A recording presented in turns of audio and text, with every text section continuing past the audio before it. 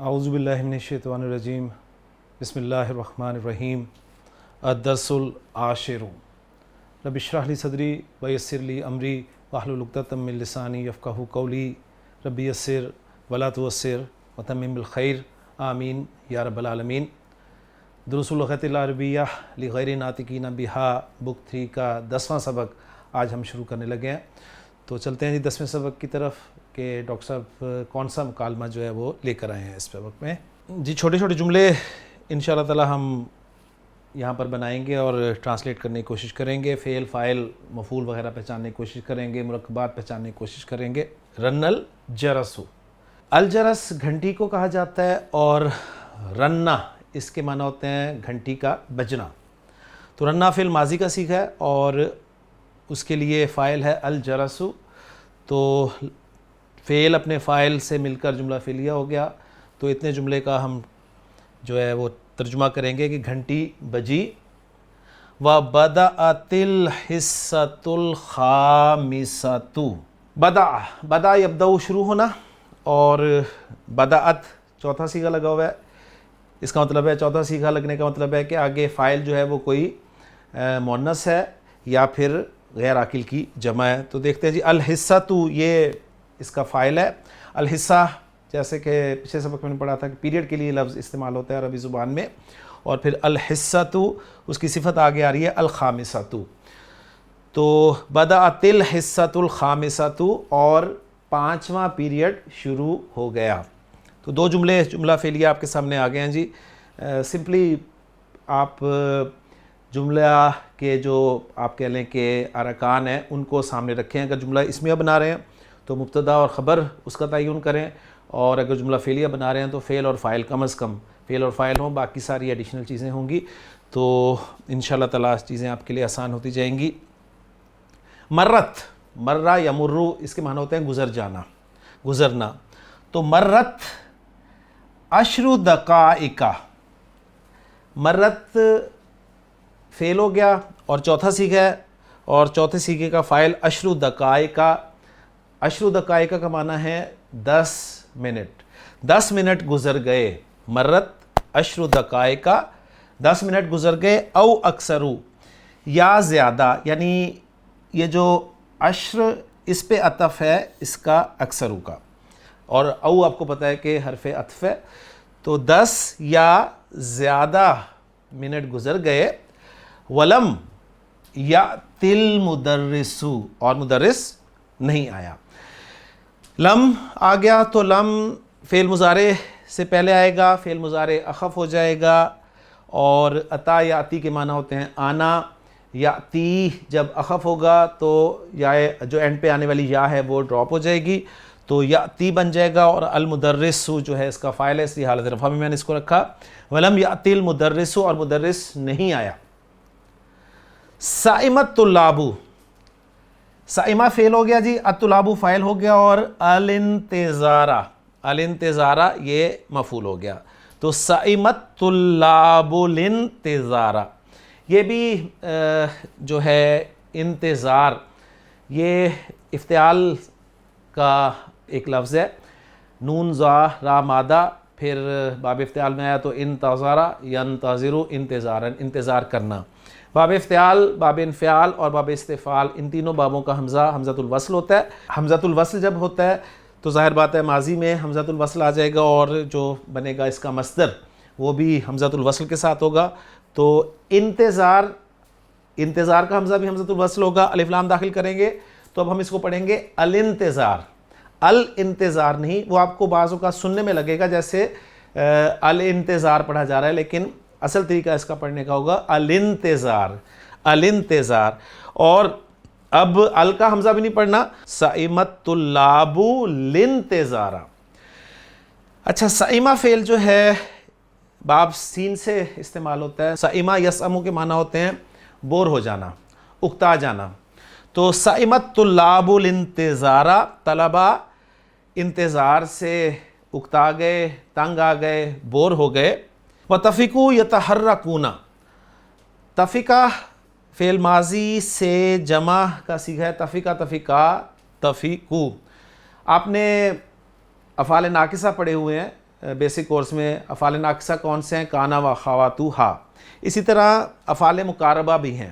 ٹھیک ہے، افعال مقاربہ بالکل آپ کہہ لیں کہ افعال ناقصہ کی طرح ہی استعمال ہوتے ہیں، بس فرق صرف یہ ہوتا ہے کہ افعال جو مقاربہ ہیں ان کا ایک اسم اور ایک خبر جو ہوتی ہے، اس میں خبر وہ لازماً فعل مضارع کا صیغہ ہونا چاہیے. ٹھیک ہے، یعنی افعال ناقصہ کانا و اخواتھا میں کیا تھا؟ کانا و اخواتھا کا ایک اسم ہوتا ہے اور ایک خبر ہوتی ہے، اور اس میں کوئی قید نہیں ہے. جبکہ افعال مقاربہ جو ہیں یہ ان کے بارے میں قید کیا ہے کہ ان کا ایک اسم اور ایک خبر جو ہوتی ہے اس میں خبر کا فعل مضارع ہونا لازمی ہوتا ہے. اس لیے آپ دیکھیں گے کہ تفقو اور پھر یتحرکون، یعنی تفقو کے اندر ہم کی ضمیر جو ہے وہ اسم ہو گیا تفقہ کا، اور یتحرکون جو ہے فعل مضارع اس کی خبر ہو گئی. ٹھیک ہے، اچھا اس میں پھر جو افعال مقاربہ ہیں یہ بھی کہہ دیا جاتا ہے کہ یہ کانا و اخواتھا ان میں سے ہی ہیں، لیکن فرق میں نے آپ کے سامنے رکھ دیا. پھر ان افعال مقاربہ میں مزید کچھ ڈویژن کی جاتی ہے جی. افعال مقاربہ، پھر افعال رجاء، اور پھر افعال شروع. یعنی افعال شروع سے مراد کیا ہوتا ہے؟ افعال شروع سے مراد یہ ہوتا ہے کہ خبر جو ہے ان افعال کے اسم کے لیے شروع ہونے والی ہے. ٹھیک ہے، یعنی شروع ہو گئی ہے. تو ان معنی میں پھر اس کو استعمال کیا جاتا ہے.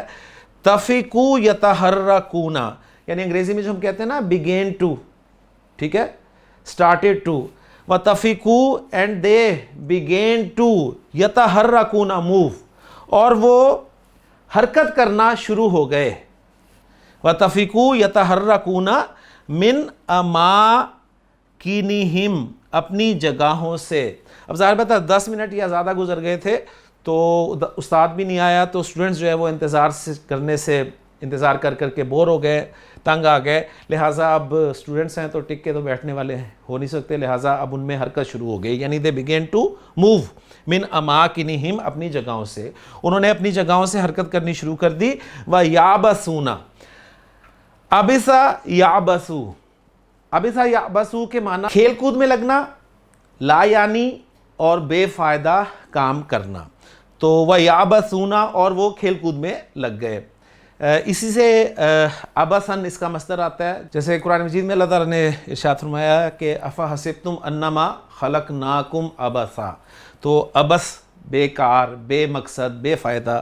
کیا تم لوگوں نے گمان کر لیا کہ تمہیں یوں ہی بیکار پیدا کیا گیا؟ اور وہ حرکت کرنا شروع ہو گئے اپنی جگہوں سے، اور یعبثون، اور کھیل کود میں لگ گئے. اب ان کے کھیل کود کی ڈیٹیلز آ رہی ہیں کہ فبعضهم وقف یخطب، فبعضهم وقف. اب یہ جملہ اسمی آ رہا ہے جی، بعضهم وقف، ان میں سے بعض کھڑے ہو گئے. یخطب، خطبہ یخطب، خطاب کرنا، یعنی کوئی خطبہ دینے کے لیے، جیسے کوئی ایڈریس کرنے کے لیے کوئی کھڑا ہو گیا اس میں سے. وبعضهم جعل یکتب. اچھا اب یہ جعل جو ہے یہ بھی افعال شروع میں سے ہی ایک ہے. تو جس طرح تفقہ ہے، اسی طرح جعل ہے، اسی طرح اخذ ہے، افعال شروع کے طور پر استعمال ہوتے ہیں. لسان القرآن کتاب میں نے کچھ ڈیٹیلز ان کے بارے میں دی ہوئی ہیں، وہاں سے آپ دیکھ سکتے ہیں.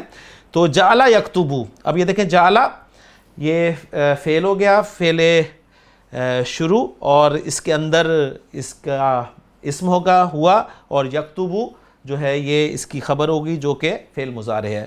وَبَعْضُهُمْ جَعَلَ يَكْتُبُ عَلَى السُّبُورَةِ، اور ان میں سے بعض نے بورڈ پر لکھنا شروع کر دیا. دخل المراقب، دخل فعل، المراقب فاعل. دخل المراقب، مراقب کہتے ہیں جی سپروائزر کو. دخل المراقب، سپروائزر داخل ہوا. فجأتن، فجأتن کے معنی ہے اچانک. ٹھیک ہے، اچانک، سڈنلی سپروائزر داخل ہوا. وقالا، اور بولا. ما ھذا، ما ھذا یہ کیا ہے؟ امرکم فوضا، امرکم فوضا. اب یہ ایک ایکسپریشن ہے جی عربی زبان کا، اس کو ذرا سمجھ لیجئے کہ یہ ہے کیا، کب بولا جاتا ہے.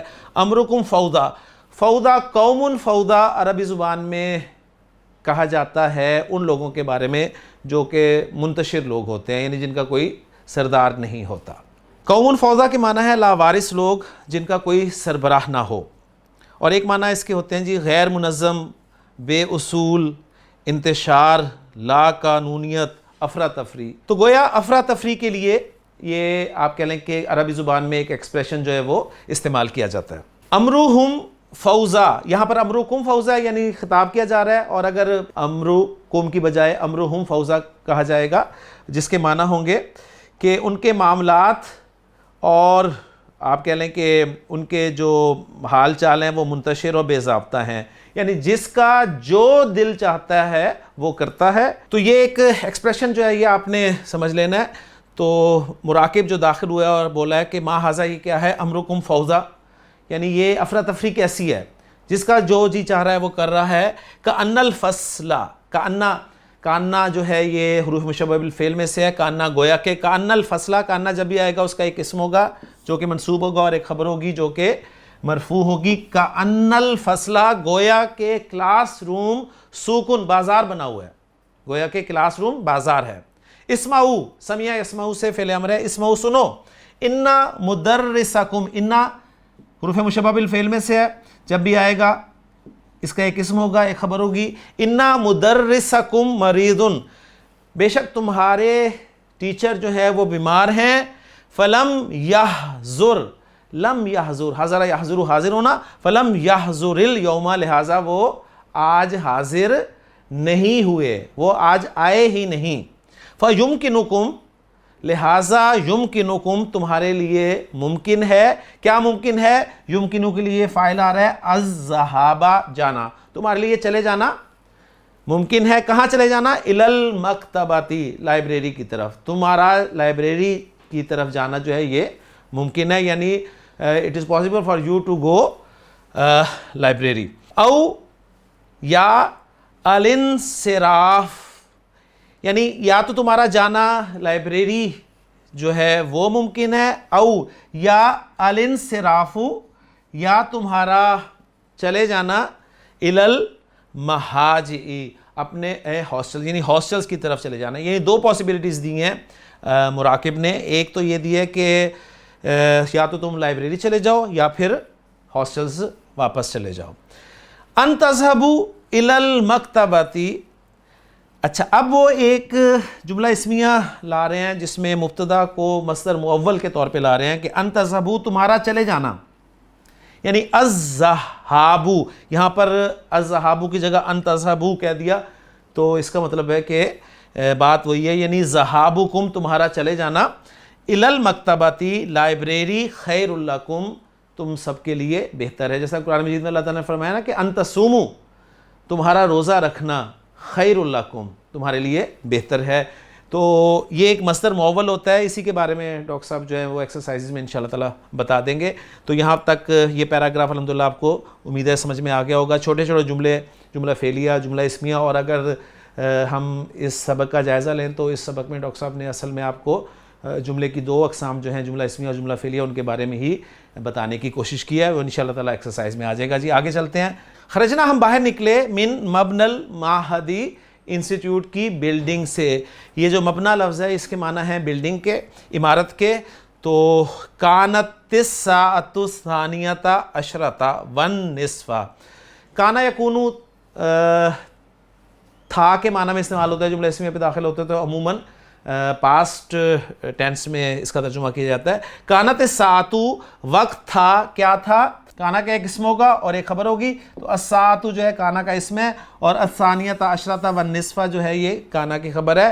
وقت الثانیۃ عشرۃ والنصف یعنی 12:30 کا تھا, 12:30 بجے تھے, ہم اردو محاورے میں کہہ دیں گے. رآ بعض زملائی, رائے دی زملائی, میرے کچھ کلاس فیلوز نے, میرے بعض کلاس فیلوز نے رائے دی. یہ رآ یا رائے دینے کے معنی میں یہاں پہ استعمال ہوا ہے. کیا رائے دی؟ وہ مفعول ہوگا ان کے, نعودہ, ان کے بعد جب بھی فعل مضارع آئے گا وہ خفیف ہو کر آئے گا. عادہ یعودو, اعادتاً, اعادت کرنا. ان نعودہ کہ ہم اعادت کریں. کس کی اعادت کریں؟ ان نعودہ مدرسنا, اپنے استاد کی. اور المریدہ, یہ المرید جو ہے یہ مرکب اضافی میں مدرس کی صفت ہے, لہٰذا یہ منصوب ہے. تو اس کی رائے دی کس نے دی؟ بعد زملائی فاعل ہو گیا، اور ان نعودا مدرسن المریدہ یہ یہاں تک جو ہے یہ اس کے لیے مفعول ہو گیا رعا کا، تو رعا فعل اپنے فاعل اور مفعول سے مل کے جملہ فعلیہ بن گیا۔ تو گویا اب ترجمہ میں پورا کر دیتا ہوں اس کا۔ تو میرے بعض کلاس فیلوز نے رائے دی ہمارے بیمار استاد کی عیادت کرنے کی، ٹھیک ہے۔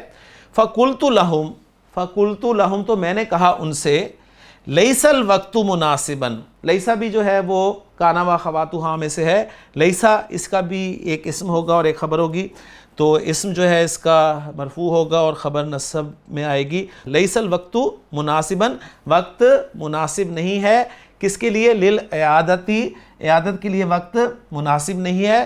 سنعود، ہم عیادت کریں گے، سین لگ گیا فعل مضارع میں تو مستقبل کے معنی میں خاص ہو جائے گا۔ سنعود بعد صلاۃ العصر، ہم عصر کی نماز کے بعد عیادت کریں گے انشاءاللہ۔ قالو، تو وہ بولے، الرأی رأیک، یعنی اصل رائے آپ کی رائے ہے، گویا یہ رائے بہتر ہے۔ تو یہ ایک ایکسپریشن یہ بھی نوٹ کر لیں، یعنی اگر مختلف مشورے آ رہے ہوں اور آپ کوئی رائے دیں اور پھر کوئی یہ آگے سے بول دے، اس کا مطلب ہے کہ یہ رائے جو ہے سب سے اچھی ہے۔ تو الحمدللہ سبق ہمارا مکمل ہو گیا یہاں پر۔ تو اب چلتے ہیں جی تمارین کی طرف اور دیکھتے ہیں تمارین میں ڈاکٹر صاحب ہمیں کیا کروا رہے ہیں۔ تمارین،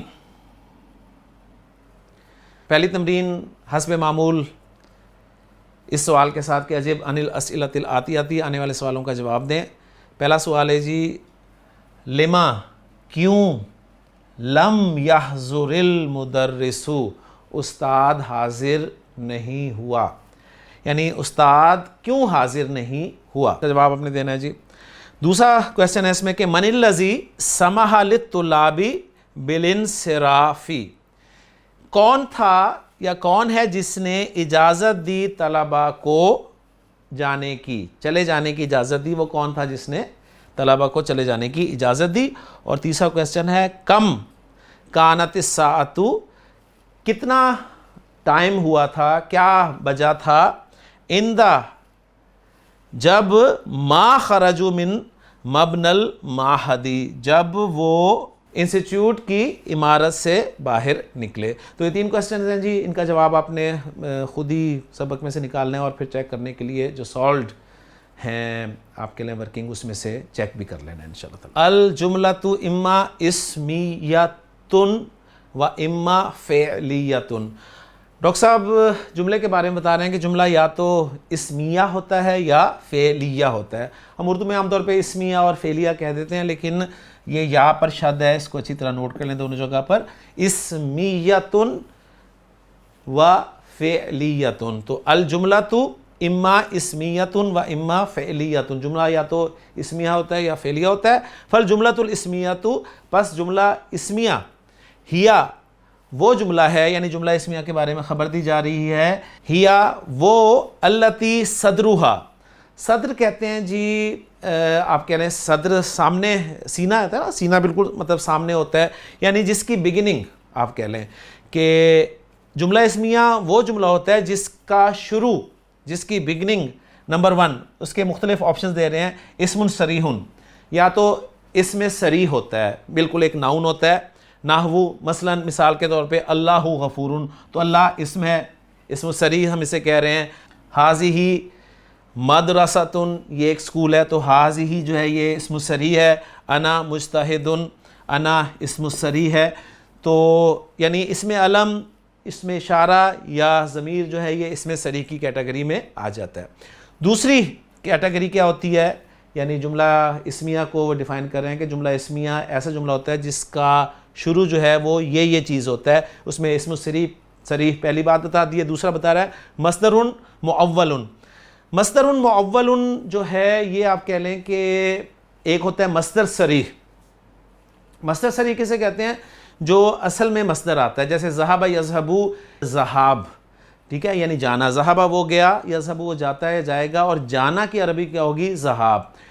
ذہاب، اب ثلاثی مجرد سے جو آپ کے مصادر ہوتے ہیں ان کا کوئی پیٹ فارمولہ نہیں ہے، وہ آپ کو یاد ہی کرنے پڑتے ہیں. ثلاثی مجرد اب آپ سے مصدر یہ آپ کو یاد ہی کرنا پڑتا ہے، ڈکشنری کی مدد لینی پڑتی ہے، جبکہ ثلاثی مزید فی اب آپ سے مصدر جو ہے وہ عام طور پر انہی ابواب کے نام پر ہوتا ہے. ٹھیک ہے، تو اس لیے یہ بڑا آپ کہہ لیں کہ ثلاثی مزید فی ابواب سے مصدر بنانا جو ہے وہ آسان ہوتا ہے. اچھا، اب ثلاثی مجرد ابواب سے اب آپ کو مصدر تو ظاہر بات ہے یاد نہیں ہوتا، تو اس کا پھر آسان طریقہ یہ ہوتا ہے کہ آپ ان لگائیں حرف مصدر اور اس کے ساتھ فعل مضارع کا صیغہ لگا دیں، تو یہ ان پلس فعل مضارع کمبینیشن جو بنے گا نا، اس کو مصدر معول کہا جاتا ہے. بس یہ یاد رکھ لیں، یعنی مصدر صریح ہوگا ایک ہوگا مصدر معول. مصدر معول تعویل کیا ہوا مصدر، یہ ان پلس فعل مضارع یا فعل ماضی دونوں پاسبلٹیز ہو سکتی ہیں، لیکن زیادہ تر فعل مضارع استعمال ہوتا ہے. ان پلس فعل کا کمبینیشن ہوتا ہے، اور مصدر صریح جو ہے یہ آپ کو ڈکشنری جو ہے وہ بتاتی ہے. تو مصدر معول مثلاً یہ دیکھیں ایگزامپل آ رہی ہے، وَأَن تَصُومُوا، یہ ان تصومو، ان تصومو، ساما یصومو روزہ رکھنا، ساما اس نے روزہ رکھا، یصومو وہ روزہ رکھتا ہے یا وہ روزہ رکھے گا. روزہ رکھنا اس کی عربی کیا ہے؟ اس کی عربی آپ جب ڈکشنری میں دیکھیں گے تو اس کی عربی آپ کو ملے گی صیام. تو صیام کے معنی روزہ رکھنا کے بھی ہیں، اور صیام لفظ جو ہے یہ صوم کی جمع کے طور پہ بھی استعمال ہوتا ہے. اب روزہ رکھنے کی اگر آپ کو عربی نہیں آتی تو اس کا آسان فارمولہ یہ ہے کہ آپ شروع میں ان مصدریہ لگائیں اور اس کے بعد فعل لے آئیں.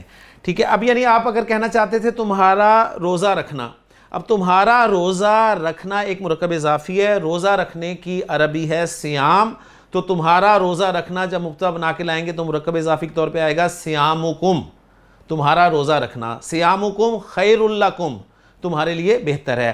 اب صیام اگر آپ کو مصدر یاد نہیں ہے تو اس کا آسان فارمولہ کیا ہے؟ آپ دیکھ رہے ہیں کہ تمہارا روزہ رکھنا ہے، لہٰذا آپ فعل مضارع کا وہ صیغہ لائیں گے جس میں تم سب کا مفہوم ہوگا، اور وہ سیکنڈ پرسن کا جمع مذکر کا صیغہ ہوگا. لہٰذا ساما یصومو سے تصومو، اور تصومو کی جمع تصومونا. تو ان کے ساتھ جب تصومونا لگا تو فعل مضارع اخف ہو گیا، تو بچا یہ وَأَن تَصُومُوا، اور تمہارا روزہ رکھنا خیر لکم. سورۃ البقرہ میں قرآن مجید میں اللہ تعالیٰ نے ارشاد فرمایا، تو گویا آگے وہ ڈیٹیل دے رہے ہیں کہ فَأَن تَصُومُوا تقدیرہ، اس کی اصل کیا ہے؟ صیامکم، تمہارا روزہ رکھنا. تو یہ انہوں نے کلیئر بھی کر دیا جی ڈاکٹر صاحب نے. اور تیسری پاسبلٹیز جو ہے جملہ اسمیہ میں مبتدا کے آنے کی، وہ کیا ہے؟ حرف مشبہ بالفعل، یعنی کوئی نہ کوئی حرف مشبہ بالفعل آ جائے. جہاں بھی حرف مشبہ بالفعل آئے گا تو جملہ اسمیہ بنے گا. یہ ذہن میں اچھی طرح رکھ لیں. حرف مصدر آ گیا، ان آ گیا، جملہ اسمیہ بنے گا. کوئی اسم صریح آ گیا تو جملہ اسمیہ بنے گا. تو حرف مشبہ بالفعل کی ایگزامپل دے رہے ہیں، ان اللہ غفور رحیم، بے شک اللہ تعالیٰ بخشنے والا اور رحم کرنے والا ہے. انا جب بھی آئے گا تو اس کا ایک اسم ہوگا اور ایک خبر ہوگی. تو یہ چیزیں آپ کو الحمدللہ بیسک کورس میں پڑھا دی گئی ہیں. مزید ڈاکٹر صاحب اس کے بارے میں ایک لائن لکھ رہے ہیں کہ الاحرف المشبہۃ، یعنی حروف مشبہ بالفعل ہیا، یہ کون کون سے ہیں؟ یہ ہیں جی انا و اخواتھا، یہ انا اور اس کی اخوات ہیں. تو الحمدللہ جی یہ ڈاکٹر صاحب نے کلیئر کر دیا کہ الجملہ، جملہ جو ہے یا تو اسمیہ ہوگا یا فعلیہ ہوگا، اور جو جملہ اسمیہ ہوگا یہ وہ جملہ ہوگا جس کی سٹارٹنگ ان چیزوں سے ہوگی، یا تو اسم صریح سے ہوگی، یا مصدر معول سے ہوگی، یا حروف مشبہ بالفعل سے ہوگی. تو الحمدللہ یہ چھوٹے چھوٹے پوائنٹس ہیں، یہی پکچرز آپ لیں اور انہیں بنا کر اپنے پاس رکھیں، انشاءاللہ تعالیٰ یہ آپ کو ہیلپ فل ثابت ہوں گی. تو الحمدللہ جی ہم نے اپنے آج کے سبق میں یہاں تک تمارین کا حصہ جو ہے مکمل کر لیا ہے. سبق ہم نے پڑھ لیا، مختصر سا سبق تھا، اور تمارین میں 2 کویسچنز آپ کہہ لیں یا 2 تمارین ہماری سالو ہو گئی ہیں. وقت ختم ہو گیا. انشاءاللہ تعالیٰ آپ سے اگلے لیکچر میں باقی کی تمارین کے ساتھ انشاءاللہ ملاقات ہوگی. سبحانک اللہم و بحمدک، اشہد ان لا الہ الا انت، استغفرک و اتوب الیک.